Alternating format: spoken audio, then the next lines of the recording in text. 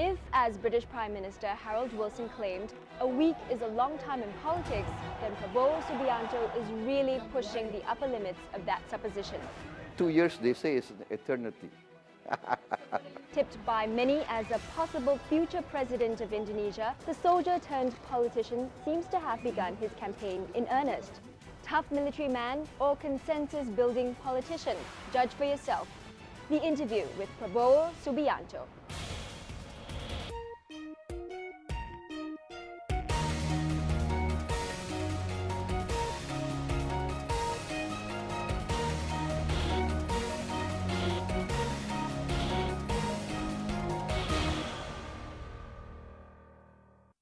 Throughout his life, Prabowo Subianto has worn many uniforms.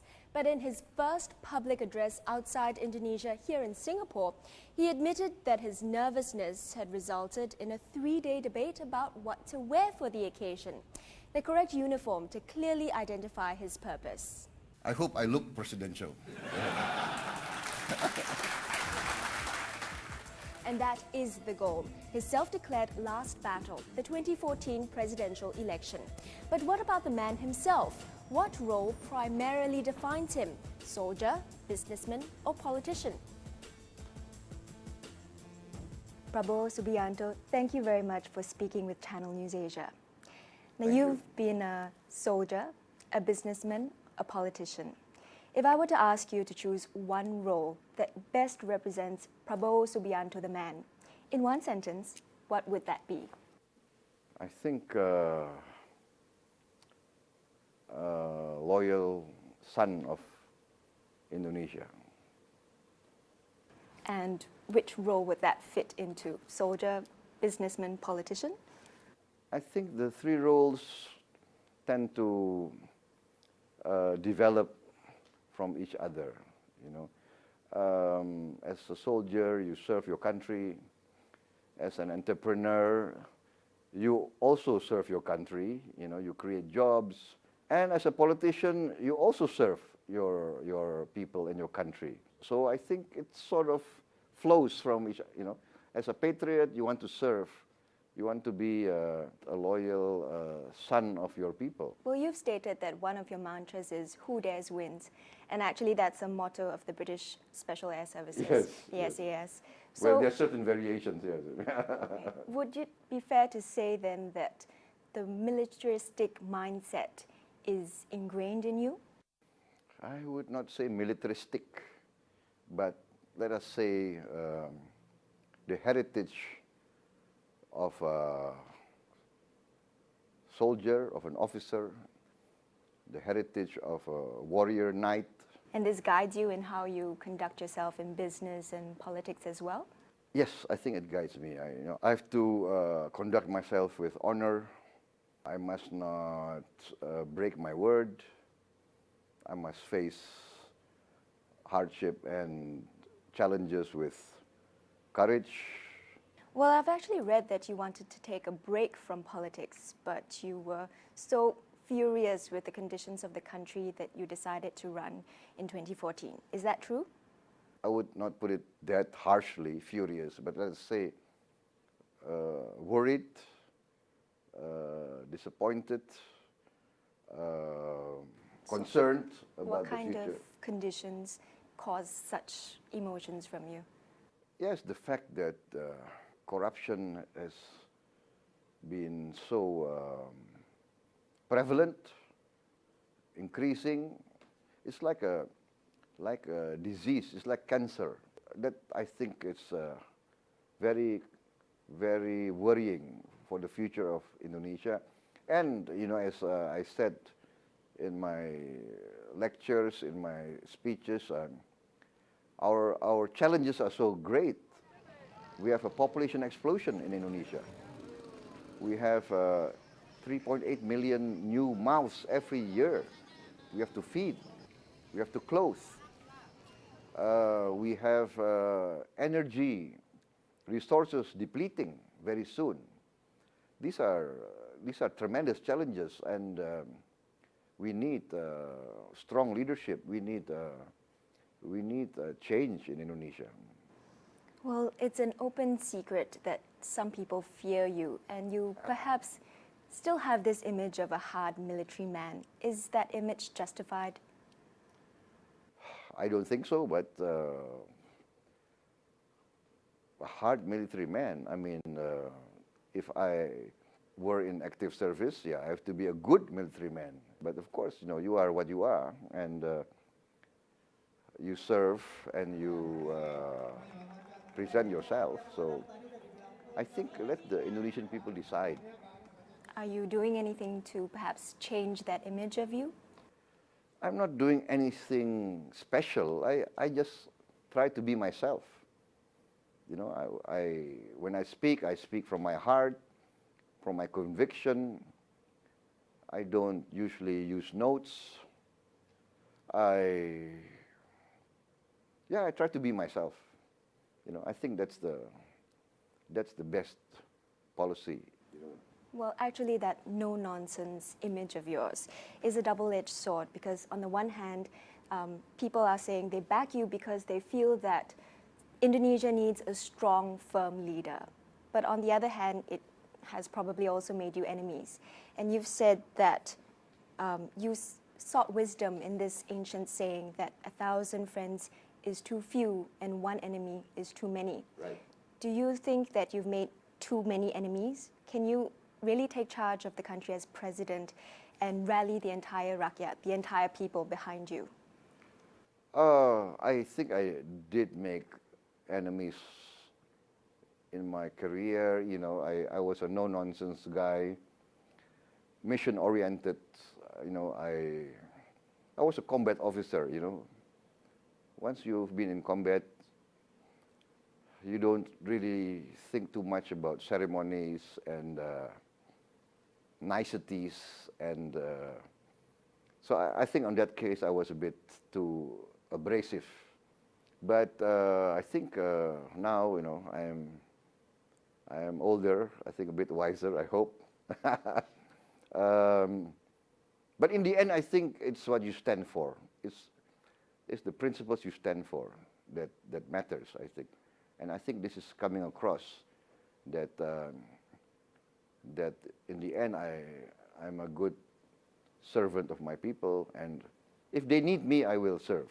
Well, Susilo Bambang Yodo, you know, Wiranto, yourself, all ex-military, it seems that the Indonesian military still looms large in politics.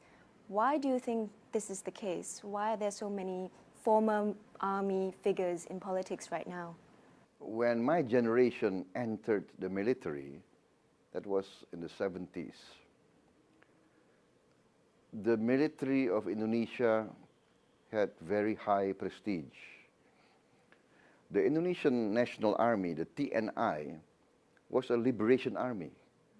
It was an army of liberation. And it was a people's army.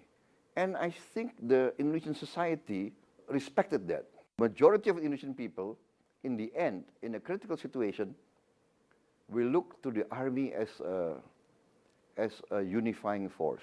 And you think this is still the case 14 years since they've experienced democracy? Well, all the surveys and the research say that the majority of the Indonesian people, they still believe in the loyalty, the credibility of the TNI, the Indonesian National Army. And I think this is the background why they feel comfortable with a former military leader. Any good tailor will tell you that the clothes maketh the man. But an electorate considers much more than the uniform a candidate wears. The campaign period is crucial. Does Prabowo have the political stamina to keep going till 2014? And does he possess a manifesto that can realistically tackle the economic challenges facing Indonesia? Find out after the break.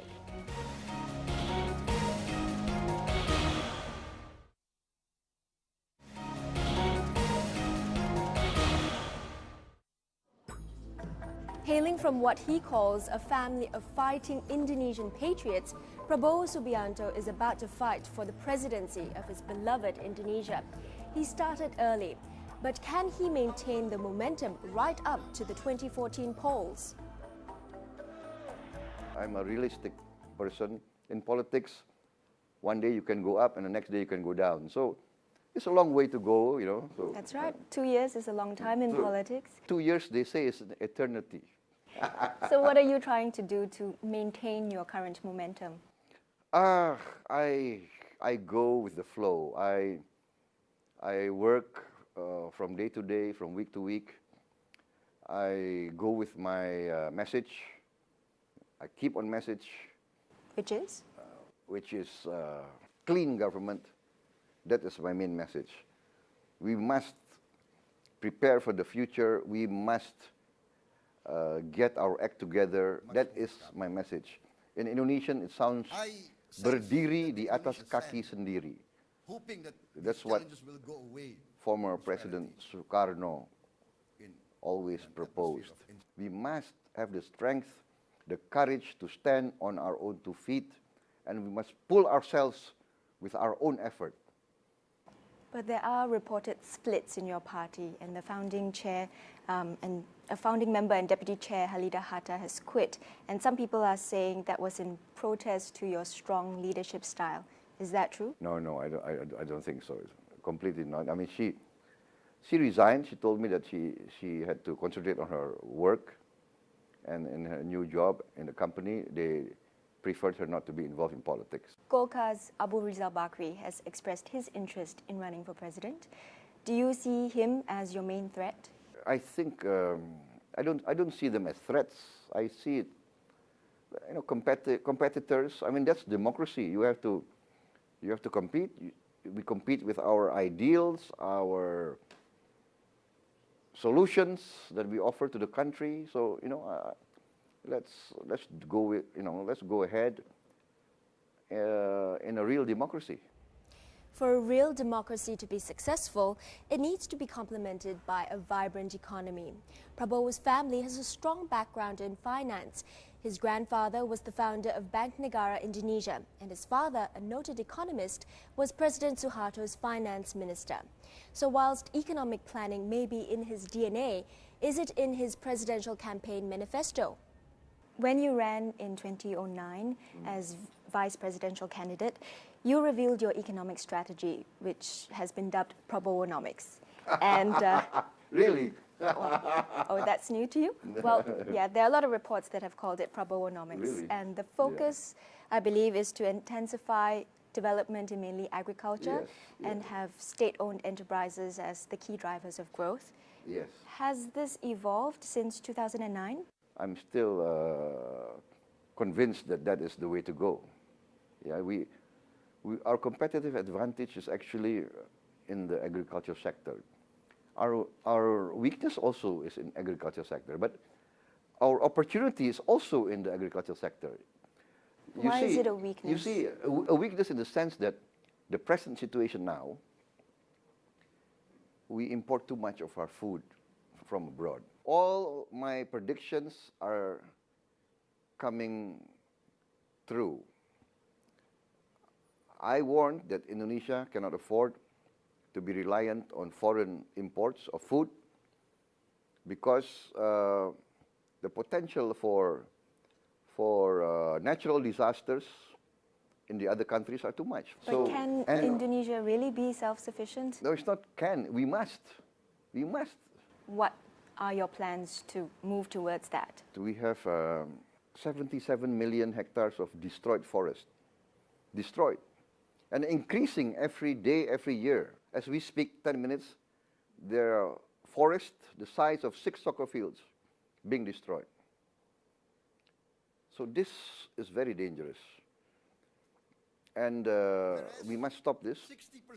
And one of my proposals is to convert a part of this destroyed forest into productive land. And this should be concentrated on creating, producing food and bioenergy. This will make us self-sufficient in food and self-sufficient in energy. So this is my grand strategy, what I call the big push strategy. But critics say agriculture is not the path towards a developed economy. What's your comeback to that? No, I don't agree. It is It depends on the economy. It depends on the society. You know, you have Finland that has a lot of timber, many years, and then they developed into a high tech. You know, so you have United States, very strong agriculture, but they also are into industries, high tech, science. So I think it's the other way around. I think agriculture is the base for all economic development. Human civilization is food. Food is the essence of life. Food is the essence of life, and Prabowo is trying to reinstate it as the essence of what he calls his economic big push. But what about Indonesia's relations with its neighbors, and indeed the rest of the world? Find out in a moment on The Interview.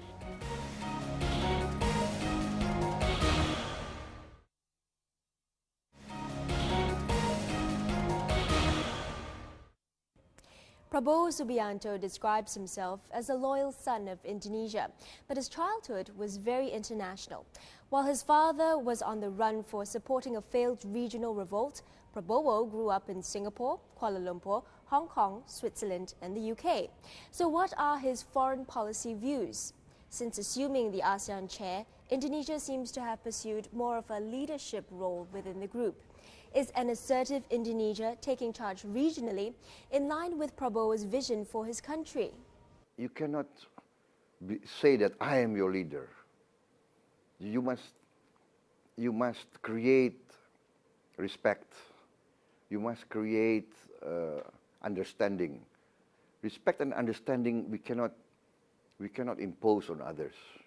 And that's why Indonesia must get its act together. We can say we're the fourth biggest country in the world. We are part of the G20. We are the 16th biggest economy in the world. We can say that, but if everybody knows that 50% of our population are under the poverty line, who will respect us? So your focus is to build Indonesia from within first. I think that's the only alternative, you know. You must be solid. If you are solid, if the country is wealthy, there's prosperity, our people are enjoying a good quality of life, people everywhere will listen to us. But a real concern in the region is actually China's rising military might, especially in the South China Sea. How do you view China? We have to respect their rise and we maintain good relations with them.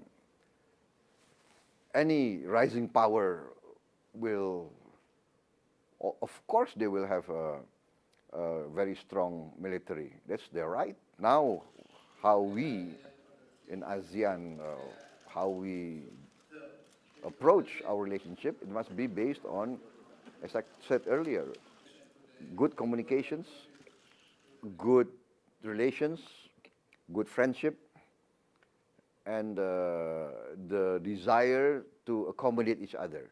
Well, partly in response to China, the US has refocused its attention and resources to Asia, and this includes the military. So it's increased its military presence in Southeast Asia. How do you view that? I am not really concerned because they are a global power. They can move their military anywhere.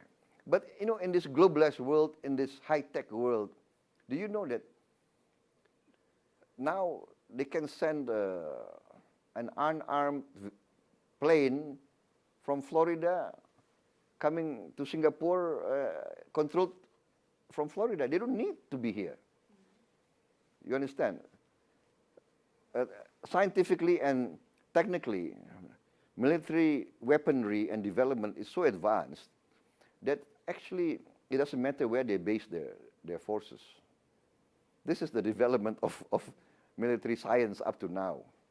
So we have to be realistic. They are a global power. They will be where they want to be, and perhaps it will be a good factor for stabilization, you know. Well, you've been quite open about your admiration for Singapore's founding father, Lee Kuan Yew, and you've even modeled your party, Gerindra, after the party he founded, the People's Action Party.